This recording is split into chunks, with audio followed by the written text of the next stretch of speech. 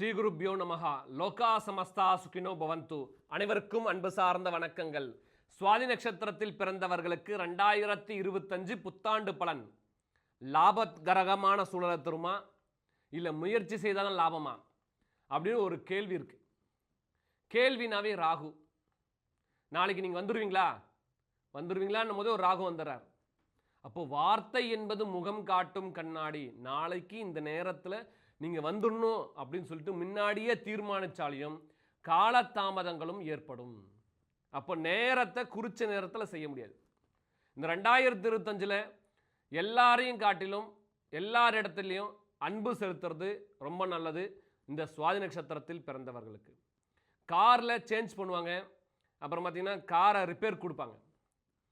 So அதனால் ஒரு சின்ன சின்ன எக்ஸ்பென்சஸ் வரும். பரம்பரை நோய்க்கு தீர்வு காண முடியும். இப்போ ஸ்கின் டிசீஸ் இருக்குது, அப்போ மகனுக்கு இருக்கும், அடுத்து பார்த்தீங்கன்னா அப்பாவுக்கு இருக்கும், தாத்தாக்கு இருக்கும். அப்படி என்ன பண்ணுவோம், பரம்பரையாக ஒரு நோய் வந்துட்டு இருக்குன்னா அந்த நோய்க்கு ரொம்ப நாளாக இல்லாத ஒரு தீர்வு இந்த 2025 கண்டிப்பாக பிறக்கும். பல நோய்க்கு மருந்து கண்டுபிடிச்சிருவாங்க. இப்போ பார்த்தீங்கன்னா ஒரு சில நோய்க்கு மருந்தே இல்லை, இது இப்படி தான் அப்படின்னும் போது அப்படி இல்லாமல் நிறைய நோய்க்கு மருந்து கண்டுபிடிப்பாங்க இந்த 2025. அதில் குறிப்பாக சுவாதி நட்சத்திரக்காரங்களுக்கு மருந்து கொடுக்க அந்த மருந்து சாப்பிட அவர் குணமாகும். குலதெய்வ வழிபாடு செய்யணும். இஷ்ட தேவதா, குலதேவதா, கிராம தேவதா, பந்துஜன தேவதா, ஆராதன தேவதா, ஆக்னி தேவதா, பிரிய தேவதா, காமிய தேவதா, கிராம தேவதா, இப்படி தேவதைகள் நிறைய இருக்கு. அதுல குலதெய்வம் என்பது ரொம்ப முக்கியம். இந்த குலதெய்வ வழிபாடு, உதாரணம் சூரியன் பார்த்தீங்கன்னா சித்திர நட்சத்திரத்தில் இருக்கார். அவங்க விசாக நட்சத்திரம் வரும் நாளில் குலதெய்வ வழிபாடு பண்ணும். அப்போ உங்க சூரியன் எங்க இருக்காரோ அதை சார்ந்த நட்சத்திரம் என்னவோ அந்த நட்சத்திர நாளில், அதுக்கு சமயோனி நட்சத்திரம் வரும் நாளில் நீங்கள் போய் குலதெய்வ வழிபாடு செய்யும் போது அந்த குலதெய்வ அனுகிரகம் பெற முடியும். எப்போ குலதெய்வ கோயிலுக்கு போனாலையும் மறி கொழுந்து எடுத்துகிட்டு போங்க. சமஸ்கிருதத்தில் மறி கொழுந்து தமனான்னு பேர். அப்போ அந்த தமனத்தை என்ன பண்ணணும், சுவாமிக்கு சமர்ப்பணம் பண்ணும்போது தெய்வ ஆக்கர்ஷணம், தெய்வ அனுகூலங்கள் எளிதில் கிடைக்கும். இந்த பார்த்தீங்கன்னா சித்திர நட்சத்திரத்தில் சூரியன் இருக்கணும். நட்சத்திரம்னா உங்கள் நட்சத்திரம் பார்க்கக்கூடாது. நட்சத்திரம் சூரியன் சித்திரத்தில் இருக்கணும். அப்போ உங்கள் ஜாதகத்தை நீங்கள் பொறுமையாக பார்க்கணும்.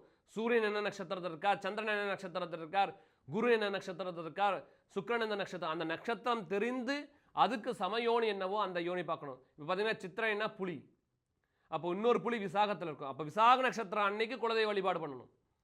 அப்போது குலதெய்வ வழிபாடு சாலச் சிறந்தது. நீண்ட நாளால் கோயிலுக்கு போகணுன்னு ஆசைப்பட்டிருப்பீங்க, அந்த கோயிலுக்கு போக முன்னே தள்ளி போயிட்டே இருக்கும்.